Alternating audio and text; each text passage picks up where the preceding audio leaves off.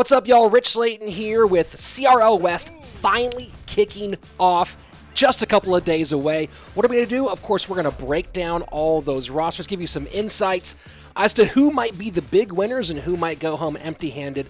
And joining me once again, of course, my brother from another mother, my co-caster from CRL West, Andrew Ghai, and also one of your favorites on YouTube, Clash with Ash. The group back together again, all the way from CRL World Finals in Japan. Now here, breaking down the action for you. Ash and Andrew, thanks so much for joining me, guys. Andrew, you and I got a chance to see the actual selection process. Tell us a bit about that. Yeah, man. Well, first of all, thanks for having me here again. I love doing our CRL East breakdown, and of course, West. I'm a little bit more, it's a little nearer and dearer to my heart. Obviously, no hate to CRL East, but come on, this is our third year with these guys. I loved the draft system. I've never part of it before, and I don't know how much we're going to break down exactly how it went, but it basically felt like Liquid and SK had captains. Break it down. Okay. I mean, it was real quick. Rich, I'm so glad that you reached out to League Ops to get us in there. It was just you and me and the coaches and a couple people from League Ops and production. And it was basically Ricardo and Eric just breaking down who they wanted. And it just went one and one, back and forth. Liquid had the first pick, SK had the second. And honestly, Rich, for me and Ash, it felt like we got our unofficial power rankings because these guys have done so much homework with all the stuff out there with No Tilt and all the other online tournaments. I feel like you know exactly where everyone ranks in your mind as a coach and as a player. And I feel like this was a true power rankings that we got to see. Yeah, I mean, absolutely. Let me break down how that went in just a moment. It was Team Liquid drafting first and SK picking their opponent second. So Group A, Team Liquid led off by picking Dignitas. SK responded by picking Pain Gaming.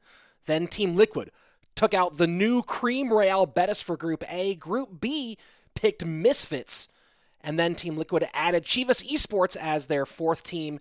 And SK Gaming picked Space Station to fill that out. And then the final pick on each side, Team Liquid picking Tribe Gaming, leaving Group B and SK Gaming to face off against a possible favorite in Team Queso. We're going to break down these two groups, though.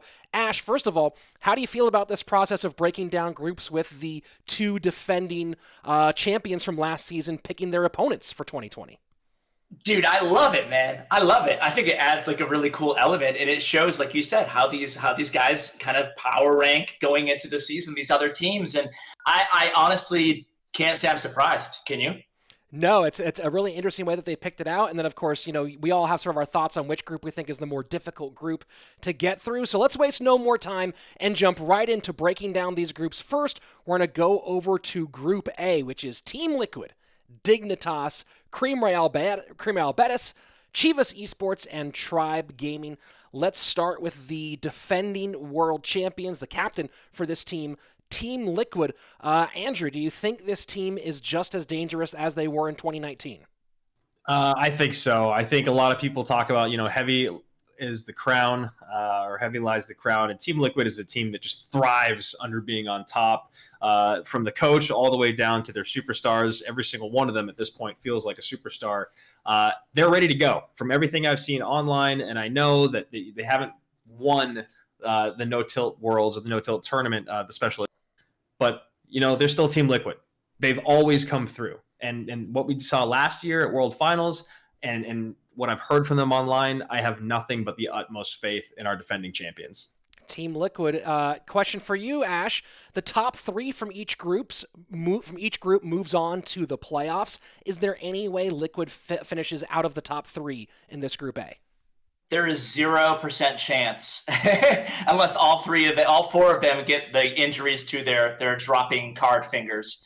Because seriously, this team is super, super stacked. How can you go against this squad? They seem to have like that real team chemistry as well under Eric's kind of guidance. And, I just feel like this, when you look at this team, Kanariooo, Egor, Surgical, DiegoB, I don't know, man. I can't picture any of these guys on a different team, and they're just so solid, and they have such well-defined roles, too. They know this. They know how to win.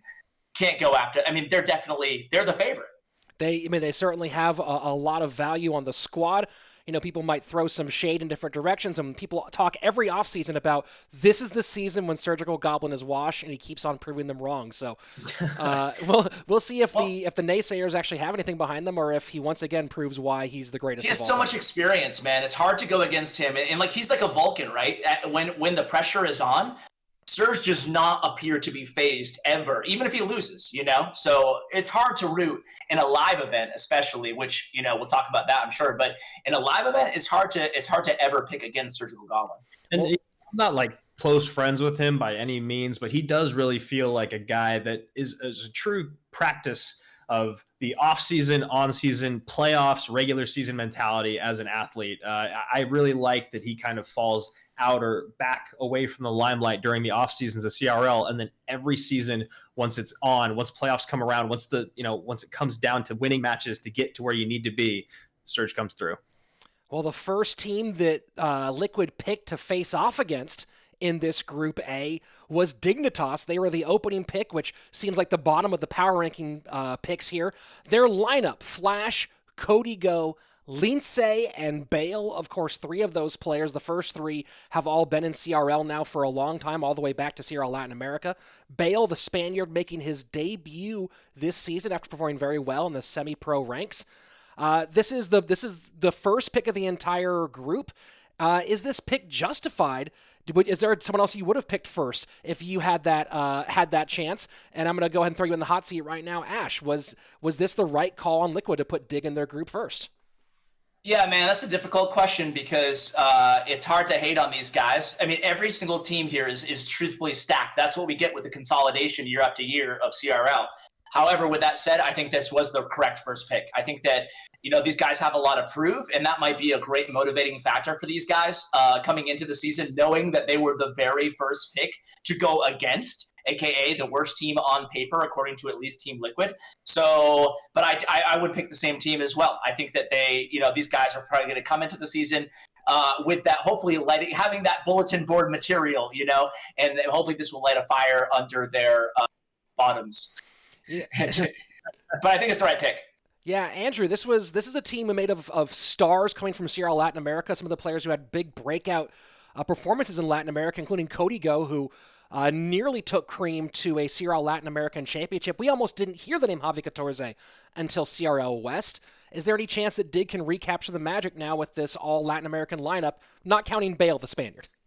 I mean, look, what's been going on with The Last Dance, I think the best thing you can do is play with the chip on your shoulder, right? And that's exactly the position that Dignitas gets to be in. Everything to gain, nothing to lose. Bottom of the power rankings going into this by Team Liquid. And honestly, I feel like SK was probably on the same page because I think the first 2 teams were kind of unanimous. I think it was one or the other.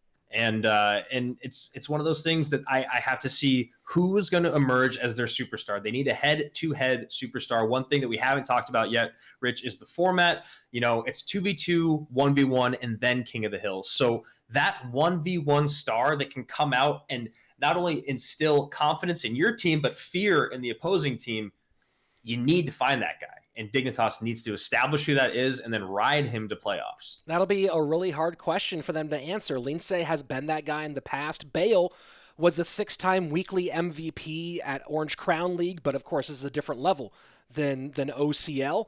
So we'll see if they can actually find a guy, and that's a really good point, Andrew, to fill in that 1v1 carry role, especially if they can't get it done in a very, very stacked division for 2v2. And speaking of that, that brings up our next team, which is, I think... Wait. Oh, whoa, go ahead. Real quick, very rudely, I'm going to interrupt the host. Sure. I'll put you on the hot seat, Rich, because you asked us. Would you have picked them? I actually and this is going to maybe get me some shade here because I'm friends with all these guys, but I might have picked Pain before I picked this team Dignitas. Okay. Fair. We'll get into Pain on the other side later. Dignitas, I know they've been working really, really hard in the offseason. I know that they have some pretty solid team chemistry. I have some concerns about Pain in that regard. So we'll kind of talk about that when we get into Group B. But I think that one of those 2 was probably the rightful first pick. It's just a question of what you think is a bigger challenge to overcome. So we'll see what my thoughts are on that when we get into Group B, and I'll kind of give you my reasoning when we're there. But let's go back and let's stay in Group A for a moment and talk about the next pick that Liquid made for their group, and that was Cream Real Betis, the newly rebranded, partnered with the football team Real Betis. And Cream is interesting because they really haven't had this roster together during preseason events, especially the No Tilt League Special Edition. The CRL roster for Cream includes DiegoE, Saint Belikin, Piedra, and Yeray. And this is another one that's a really interesting roster because Belly's not been around for a while. DiegoE has been in and out of the league. Piedra finally making his CRL West debut, but the big question is, can you get this guy some reliable Wi-Fi? Andrew, is this a buy or sell squad? Is this team being over or underrated at this point, in your opinion? Oh man, that is a really tough question. I might honestly just put it right down the middle. I think it might be hit on the head where it's been drafted at, or where they've been drafted at. I think this team has an incredibly high ceiling.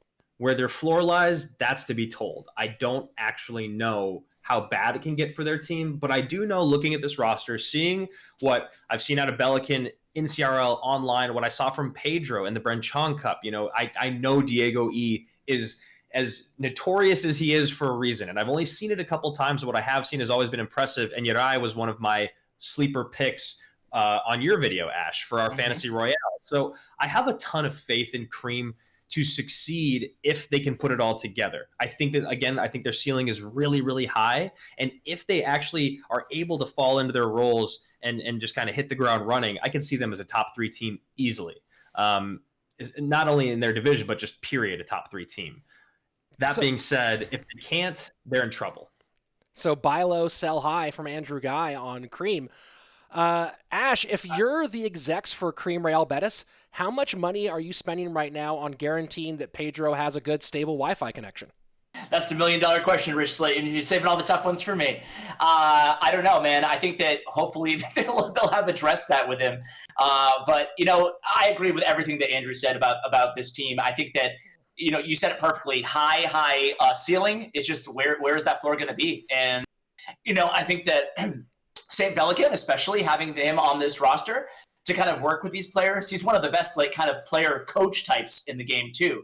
So maybe having his insight and matchups and deck selection and deck pool, there's really no better pro, again, from the analyst side that you can ask for. I know a lot of these other managers and coaches on these teams tap into St. Belikin for his general game knowledge. So I think that's a great point in their favor. And again, if Piedra can perform, if he does have that Wi-Fi, then I think that this team's ceiling is actually going to be high, and they could definitely outlive or outperform where they're drafted.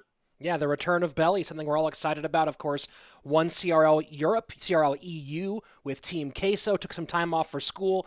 School's ended early, so Belly back in the league. We'll see how he fares with this squad. DiegoE and Belikin seem to be the 2v2 duo for them. Belikin, obviously, a very solid 2v2 player, and he's focused on that in the offseason. So I agree. I think we're in a consensus here. This is they could outperform all expectations. Just no one knows where the floor is, and it's a very solid evaluation of this team overall.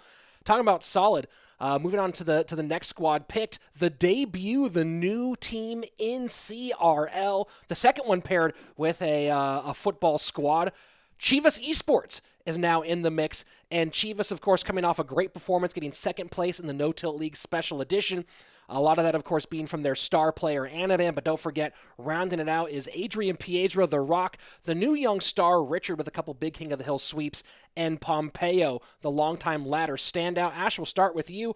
Is the only question about this team whether they can make it work in 2v2, and if they can, are they maybe even a presumptive favorite if they can have that set locked down? I love this. This team seems to have a feel, like kind of an energy around them, doesn't it? Coming off like the No Tilt Special Edition, as you mentioned too.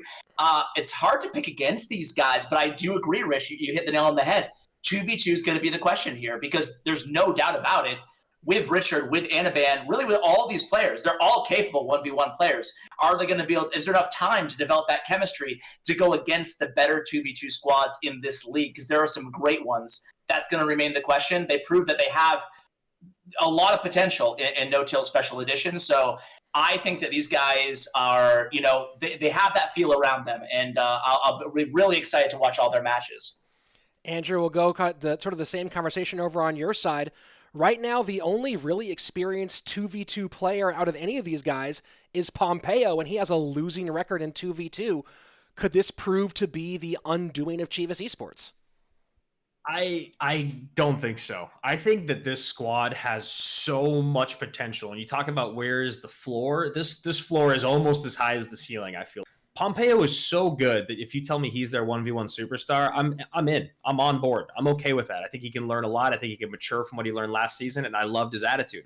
But he's probably going to be in 2v2, which he's very, very good at. And you have someone that has those interactions on lock in 1v1 at that level, he is a blessing to have in 2v2.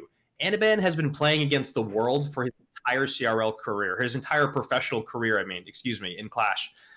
He needs to be your 1v1 guy. You need to have him out there. You saw what he did in No Tilt Special Edition.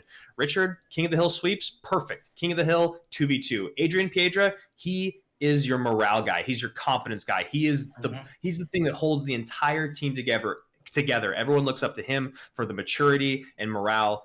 That is the person that holds it all together, but you have these young superstars that are actually going to win you the matches. Adrian's one of those guys, I'm sure you guys agree, having met him a lot as well, is that he just has like this amazing feel about him. Like, I don't want to be like corny or cheesy about it, but like this air of positivity and just like, I don't know, I don't mean this in any sort of like a demasculine way, but like this softness about him that he's really easy to just talk to. And I totally get what you're saying there, Andrew, on Adrian.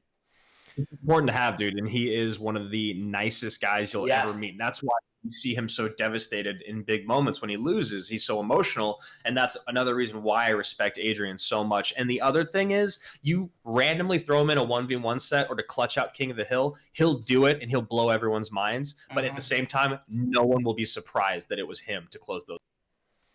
So definitely a lot of potential here from Chivas. All eyes really seeming like they're on Chivas after what they did in the No Tilt League Special Edition. Of course, all eyes on Anaban. So we'll see if he can continue to play well under pressure as time goes on. And talking about pressure, I don't think there's more pressure on any team in all of CRL in 2020 than the last pick made for Group A by Team Liquid. Tribe Gaming coming off of a rough, barely recovered performance in No Tilt League Special Edition, courtesy of an insane run by Jupiter King at the end. But their big offseason signing, Boeufmac, the free agent everyone wanted, had a lot of struggles there. There's been some questions surrounding Tribe Gaming and what they might do here. Andrew, let's start over with you. Is there trouble in Tribe? Do you feel like this season might end up being sort of like similar to how Team Liquid struggled in CRL EU, or is there nothing to be worried about with this squad?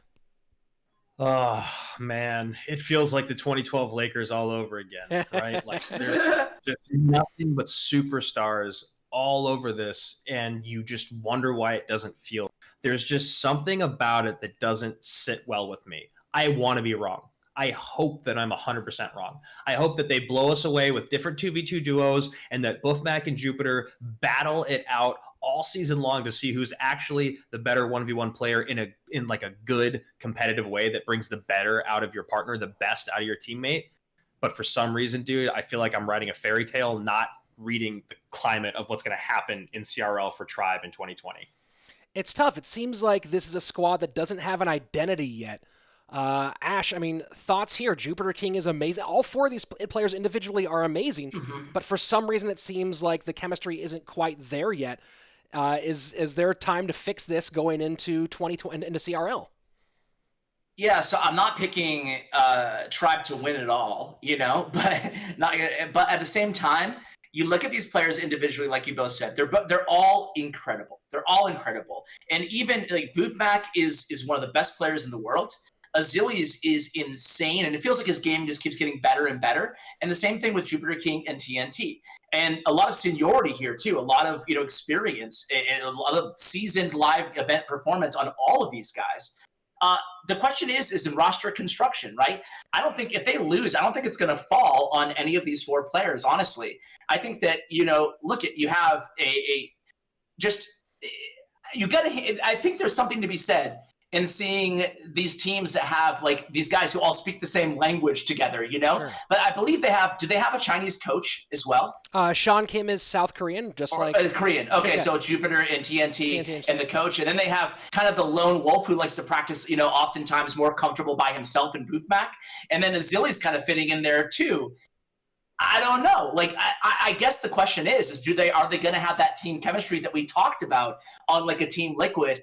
Are they going to be able to overcome that, or are they going to be kind of disconnected? And I don't know who's going to be their 2v2 team. There's a lot of questions to be asked about this team, about the roster construction. But at the end of the day, I'm not going to pick against this sort of talent. Yeah, I mean, also where ego shows up in here. I know that all these guys have matured a lot, and I don't have anything negative to say about any of them, but we have seen moments of immaturity from certain players, and I won't point anyone out because it's not my place, but I will say in Tribe and in the history, we have seen it in competitive moments, some moments of immaturity, and you wonder if in down times, do they start to pick each other apart? Do they start to divide amongst the ranks? Where's the cohesion? Where's the chemistry? Where's the synergy? One final thought on Tribe from my end is, honestly, I think this is the best thing that could happen to them, honestly, doing poorly or underperforming in No-Till Special Edition. I feel like if they performed very well, it would obviously be good, but I think that given this team, hey, a little bit of a check at this point before CRL of like, listen, guys, we got to put work in. We're not going to be able to survive just on our sheer talent here. I've met, 3 of these guys. TNT, one of the nicest guys I've ever met. Incredible guy. Same thing with Azilys and Boeufmac. I haven't met Jupiter King, but these guys can figure it out, and I have faith that they will actually. So let's talk about, before we went to Group B, let's do 2 quick picks. Who do you think wins Group B, and do you have an underdog that you think is likely to move through? I'll go first. I think that Team Liquid wins Group B one more time. Their dedication is too strong. They're in this format. I think they're very, very difficult to beat in this format. And my underdog pick is Real Betis. I think they have a real good chance of surprising everybody here. Andrew, same, different? Exact same. 100% the exact same. I think that Chivas is going to play really, really well, but I do think Liquid comes out on top. And if I have to pick someone that was not maybe favored in the draft process, I have to go with exactly the same picks as you, man. Ash, same thing or different? Yeah, same thing, unless you can count Chivas as an underdog. If you do, then I'm going to pick Chivas. Otherwise, I'm going Liquid. All right, guys, that's it for part 1, our Group A breakdown. The video was so long, we had to break it into 2 pieces as I went back through the editing. So, don't forget to subscribe right up here. Ring the bell for notifications so you make sure you get all of the esports content coming to you from my channel. And the next video will be right about here, and soon that's going to be the part 2, the Group B breakdown as well. I'm Rich Slayton. See you back here soon.